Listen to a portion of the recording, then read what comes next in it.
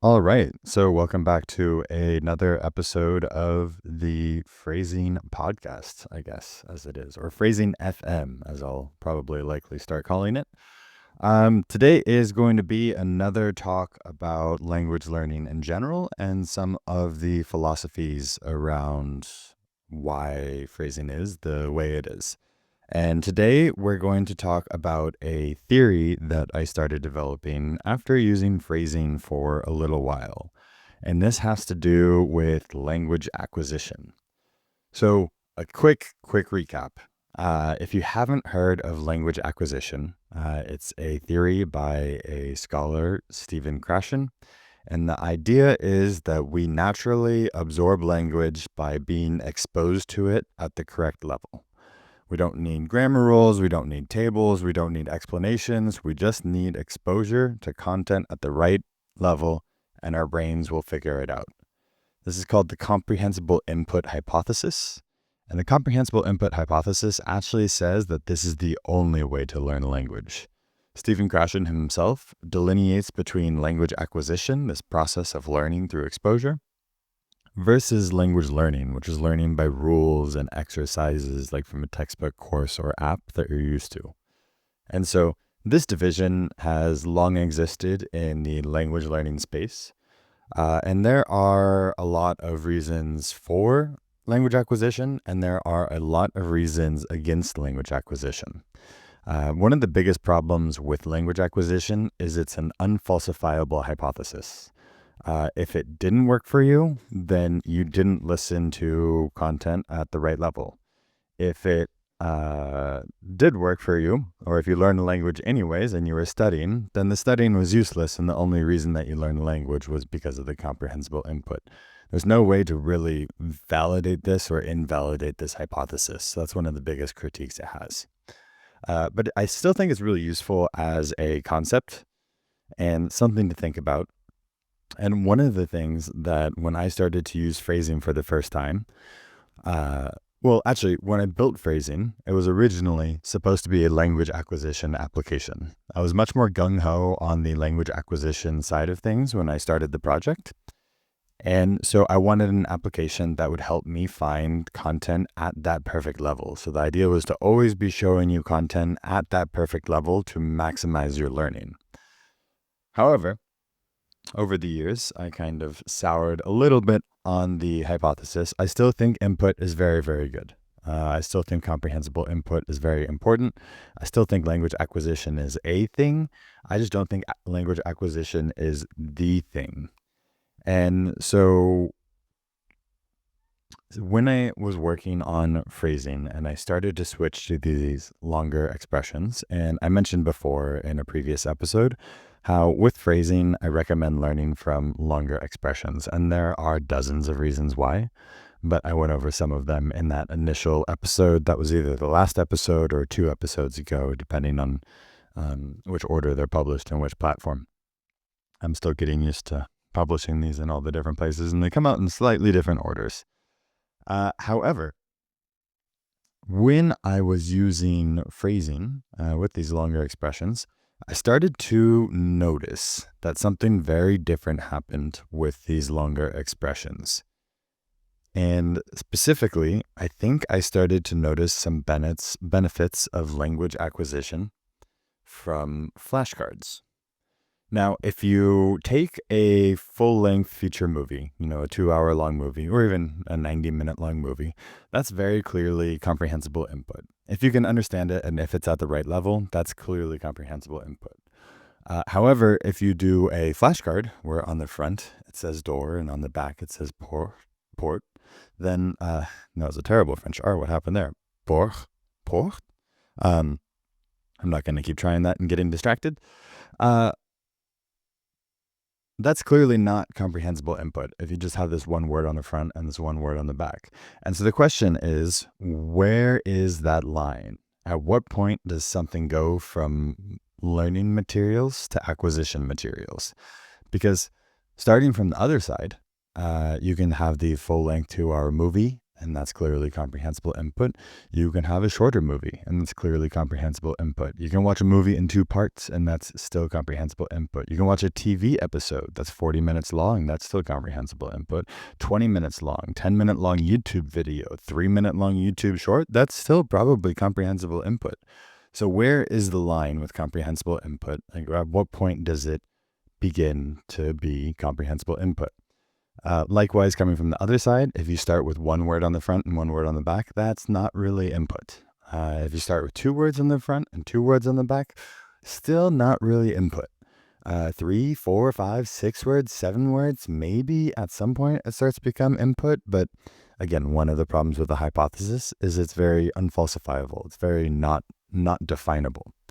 However, when I started to use these longer expressions, I realized that something very different would happen when I couldn't remember the beginning of the sentence by the time I got to the end of the sentence.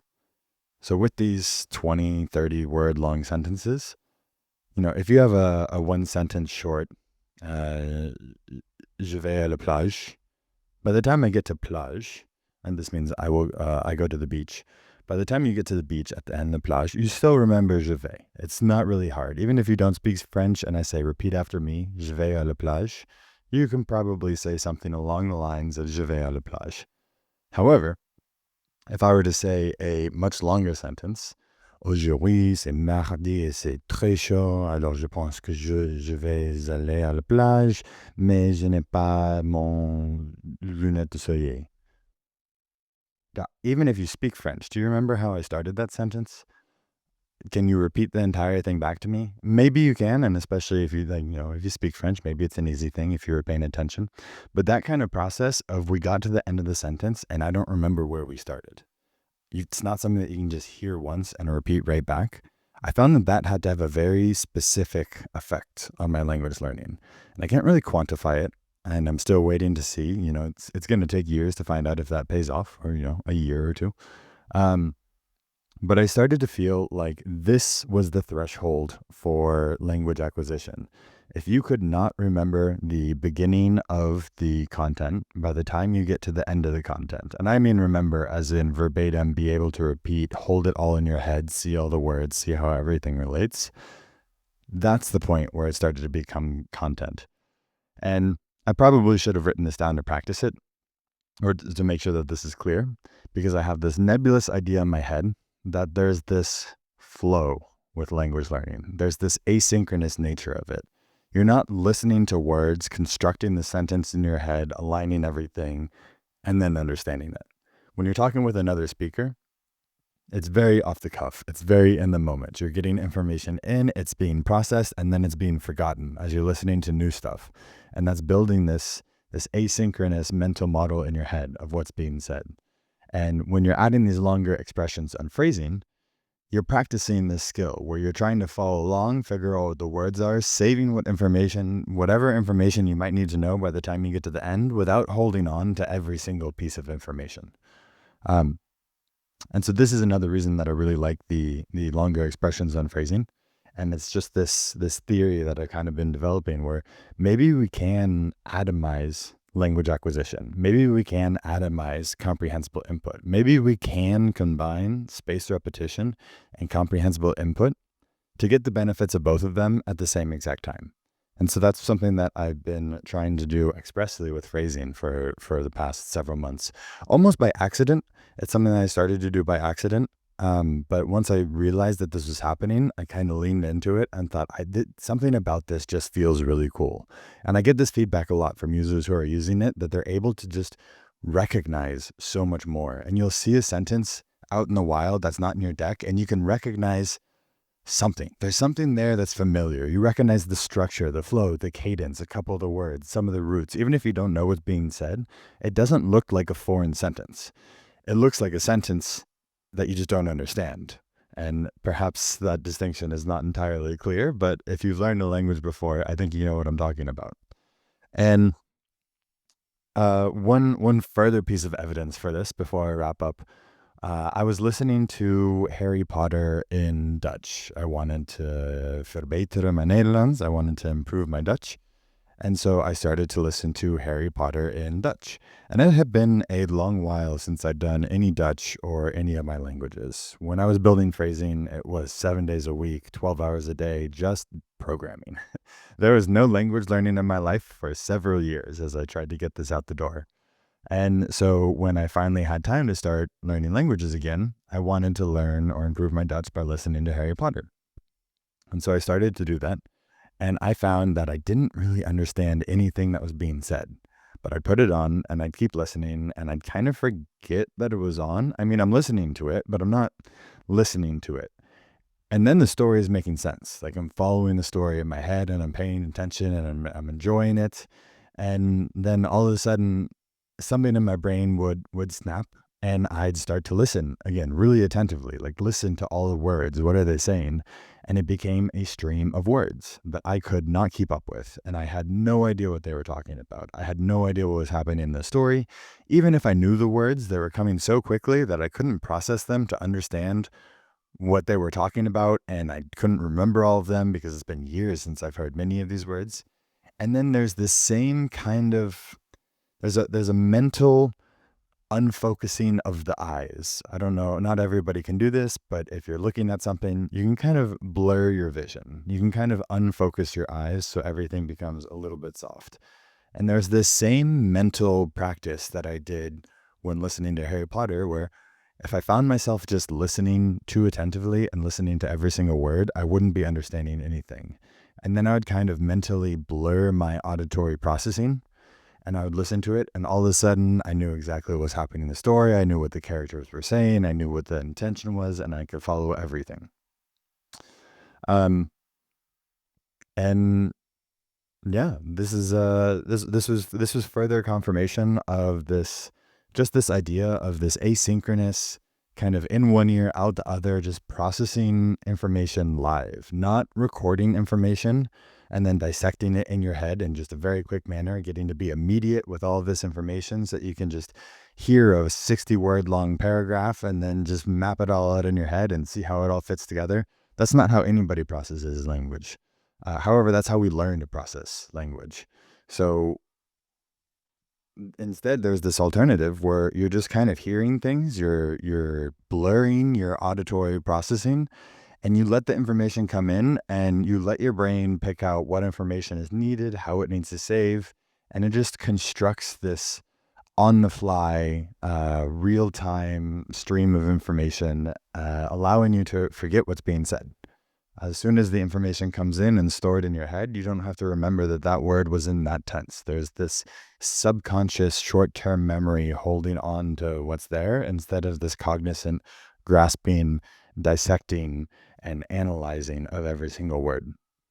So this is the podcast episode. This is one of my theories, what is comprehensible input? What is language acquisition? And how, at what point does content in another language become comprehensible input?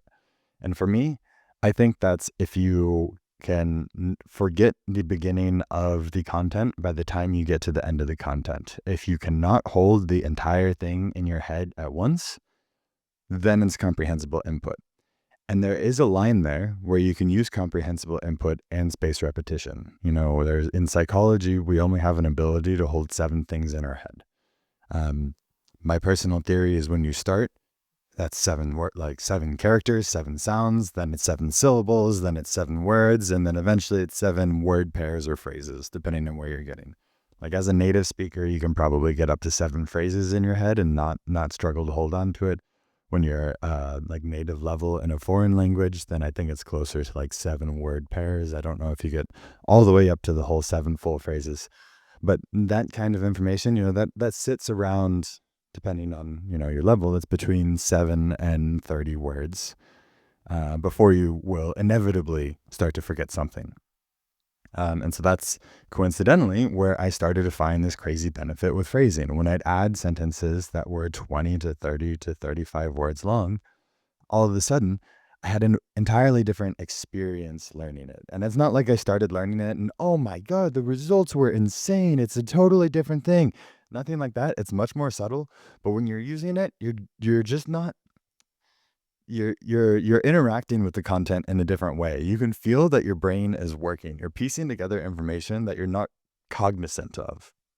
And so, again, this is just another reason to have longer expressions and phrasing. It's a little extension of the previous episode, but it's also me putting forth my hypothesis of this, what is language acquisition.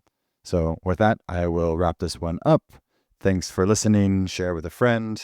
Try to find me on all of the different platforms. Currently, I think it's just YouTube and Twitter, but I'll try. I think I'll be able to stick with this a lot better than blogging. So I'm going to try to do more of these. Talk more about what it's like to build an application, maybe talk about some programming stuff. Of course, talk about more languages, check in with my progress of learning different languages, nerd out about a couple different languages, especially the ones that I never get a chance to nerd out about with. So yeah, stay tuned. Thanks for listening and have a great day. Ciao.